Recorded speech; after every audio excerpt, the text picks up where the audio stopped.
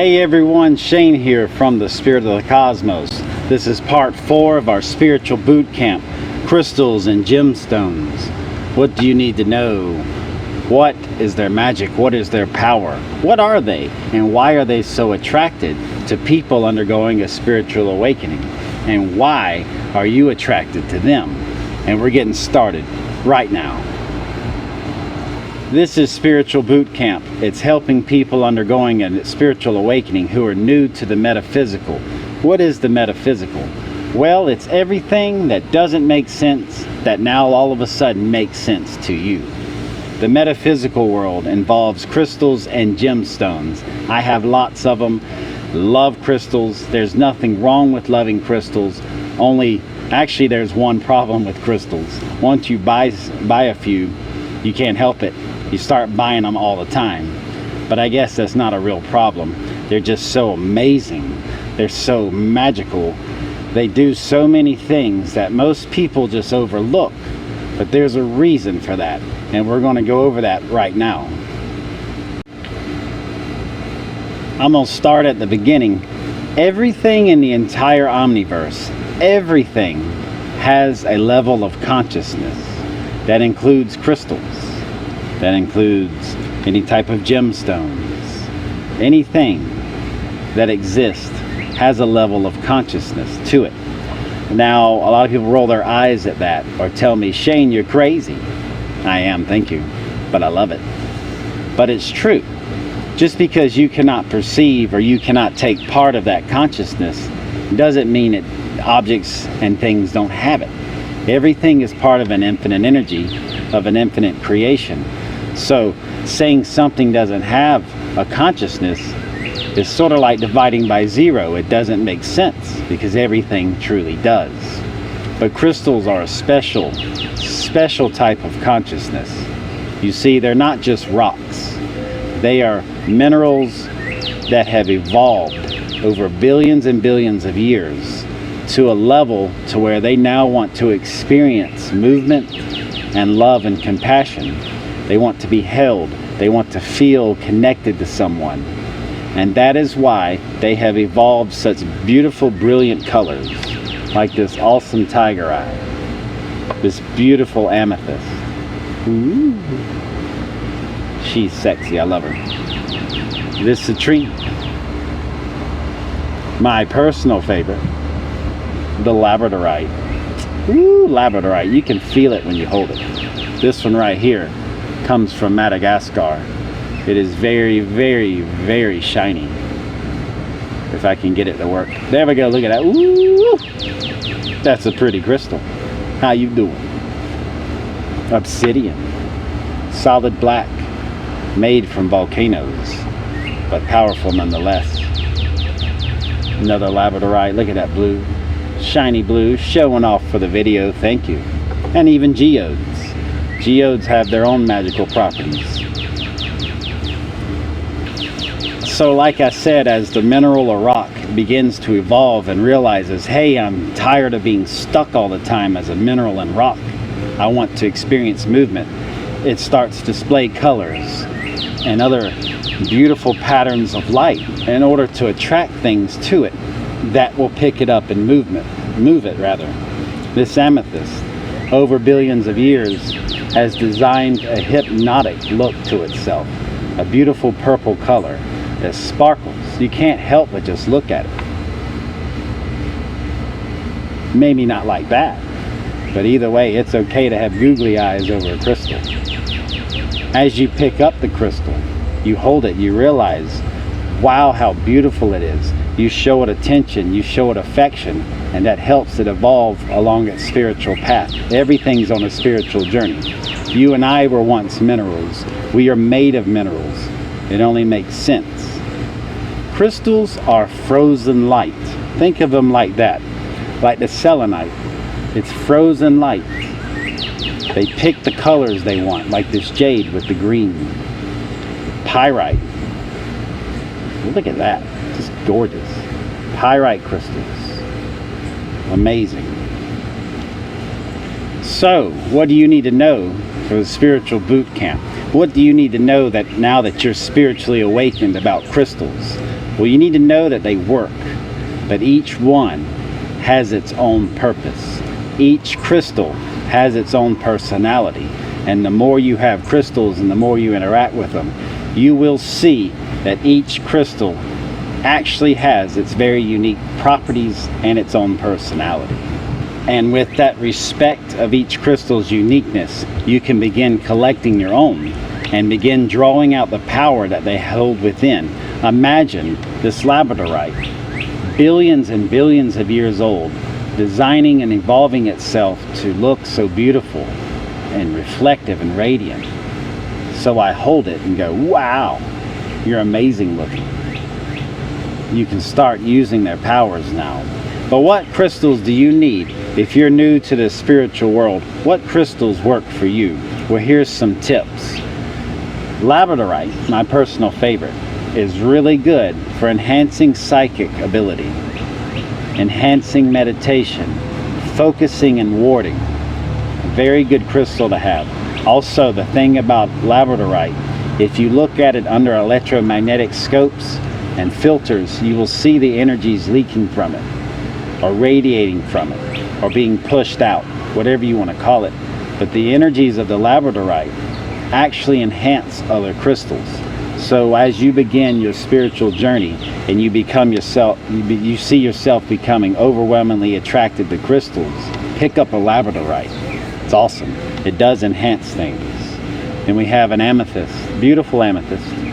Amethyst helps with sleep. It helps with meditation. It helps open and connect the crown chakra to the universe for very clear and focused dreaming and meditation. Also, it just looks good. Who doesn't like amethyst? Pick up an amethyst, have it around. People will say, wow, look at that beautiful crystal. If you're into prosperity, affirmations, manifesting, wealth, prosperity, or just luck, I recommend jade crystals. Jade, used in China for thousands of years for prosperity and wealth. It has a very good track record. It does work. But also with your jade crystal, pyrite, fool's gold. It's a very good luck crystal. Beautiful little pieces I have here. Pyrite is so amazing. I have actually, no lie, I have had these pieces of pyrite for over 30 years. 30 years, and look at them. They're still beautiful.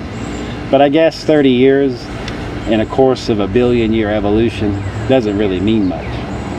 Citrine, also a very good crystal to put with your collection if you're into the prosperity, manifesting, and affirmations, manifesting luck, manifesting wealth, whatever you desire that deals with luck. Speaking of luck, another favorite of mine, the tiger eye crystal. I have this beautiful blue tiger eye. Woo, that's a good looking crystal. I'm gonna ask it out one day. That's kind of weird, never mind. I got this regular yellow tiger eye, as you see, with these unique patterns. Each of them has their own personalities. Beautiful, beautiful, beautiful. Tiger eye is awesome. Did you know that tiger eye is the #1 crystal used by professional gamblers in Las Vegas? That's right, it is very common to see a tiger eye around the neck of a gambler or in their pocket. It is a good luck crystal. The blue tiger eye is very useful for grounding and meditation and ward and negativity, repel it. Develop a ward, watch the negativity go away. The blue tiger eye is good for that. What else do I have here? Protection. You always need some sort of crystal protection, because as you develop your spiritual awakening and expand out your spiritual awakening and start walking along your golden path, you will need protection. Obsidian is great for protection. Obsidian is black like a black hole. It absorbs all around it, especially negative forces, because the crystal itself loves the dark forces because it consumes them to conserve its own color. So it takes the heat so you don't have to. Ironically, it comes from a volcano. Selenite. Got a little heart selenite, regular selenite, These are amazing too. Pick up selenite. Like the labradorite, they enhance crystals around themselves. So if you have a bunch of crystals out, put some selenite around and they will cleanse them. Selenite draws in beautiful energies around them and enhances and cleanses your crystals.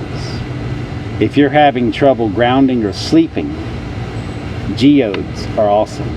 Any type of geode. They come directly from the earth. They're rocks split in half, revealing their beautiful crystals inside. When you hold a geode and really focus on it, you feel the grounding effect. Like I'm doing right now. Excuse me. I'm making this video, but I'm barefoot with my feet touching the earth, holding this geode. Right now I'm very, very centered and grounded. And as you see, I have this beautiful labradorite pendant. Labradorite's great, like I said. This tiger eye for good luck, for a good video, enhanced by my labradorite. I could go on and on and on. Another labradorite here. Ooh, a jade, or jasper rather, excuse me, a jasper obsidian. Got some of the lava effect going in it. Combine them. Very good negativity boards. Negativity runs away or it's absorbed by the crystal, but the key is it won't affect you. And for those seeking love in all the wrong places, rose quartz. That is beautiful. Directly connects with the heart chakra. When you have rose quartz around, love is going to find you as long as you show love out. But this crystal will amplify that. So you may be thinking, wow, Shane, thanks. You got a bunch of beautiful crystals. I'm going to go out and buy some. Wait! There's a secret to buying crystals. We live in the online world now, but I do not recommend buying crystals online. There's one thing about crystals that people need to really, truly get. The crystal finds you. That's right, the crystal will find you. Go to a metaphysical store. Visit a local store that sells these types of things. Look around, take your time. Put your phone away, really look around. Take your time and watch the crystals flirt and talk with you. They will catch your eye, not the other way around. The crystal will draw you to it, because crystals are billions and billions of years old. They know a few things. And when you walk by a crystal, it'll sense your energy frequency. It'll sense what type of person you are. And if you're compatible, the crystal's really going to start shining and radiate. Then you'll be like, wow, I want that crystal, but I don't know, because they are expensive. So you'll walk around, but then you'll see it again. Just buy it. Get over it. Swipe the credit card and worry about it later like everyone else does. Hey, that's life. So, let the crystal pick you. If you do not have a metaphysical store near you, I do recommend you buy online using the Etsy app. Etsy, ETSY. Beautiful app. You can actually talk to sellers. You can talk to the person selling the crystal. Get more photos, get more information. They'll tell you how they blessed them, how they've cleansed them, all of that. And it's beautiful because then you can connect to the crystal by connecting to the seller. Also, there's a lot of gemstone and crystal stores on Instagram.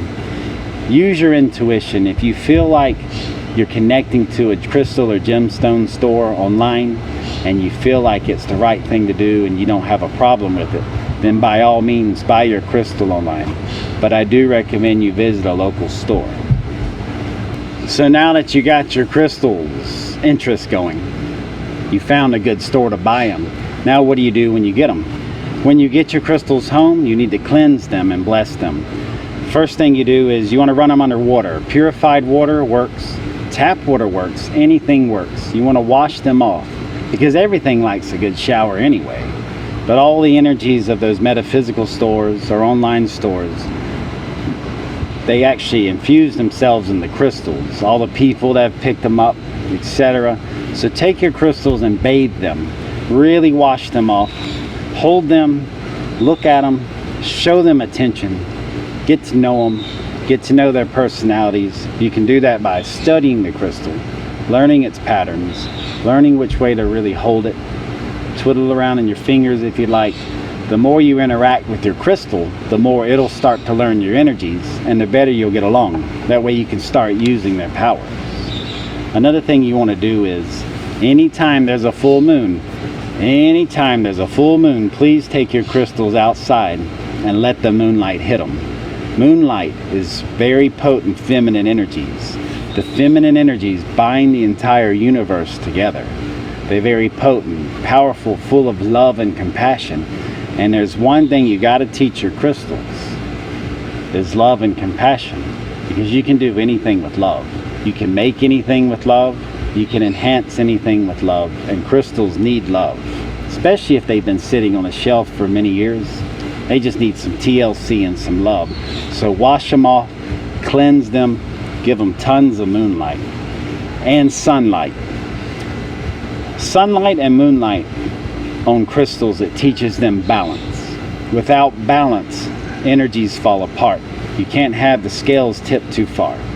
So put them out in the sun. But please be careful.